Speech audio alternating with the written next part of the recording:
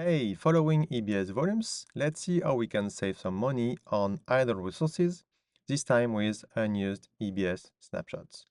As always, the implementation effort will be low, which means it will be easy to make the changes. So first, what is an unused EBS snapshot? Well, I don't have the answer, only you can know. So it will depend highly on the retention time policy of your enterprise, project, or team.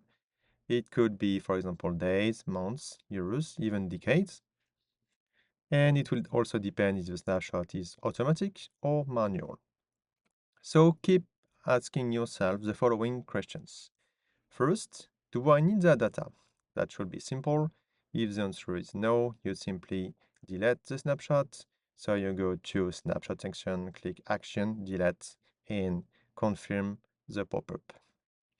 If the answer is yes, keep answering the two next questions. So first question, if I need that data, then how long?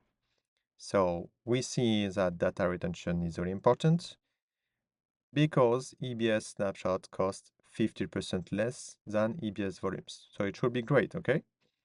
But if you use automatic snapshots, so for example, daily snapshot, it could add up a lot.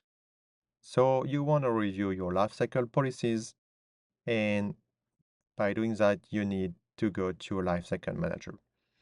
So for example, here we have a daily snapshot with frequency every 24 hours, and they are retained for 1 month. So ask yourself, do you need this daily snapshot or for example, 100 gigabytes for more than months? Maybe you need it for only 5 days. Okay, and then in AWS, you can also go to EC2 service and snapshot section. You can filter by started to catch the oldest ones, and you can filter by volume size to catch the big ones. Last question, if I need permanently that data, then how frequently do I need to access it? So this is important because in the archive price, you have a fee to retrieve the data. So some warnings here. The minimum archive period is 90 days, and it can take up to 3 days to restore an archive snapshot.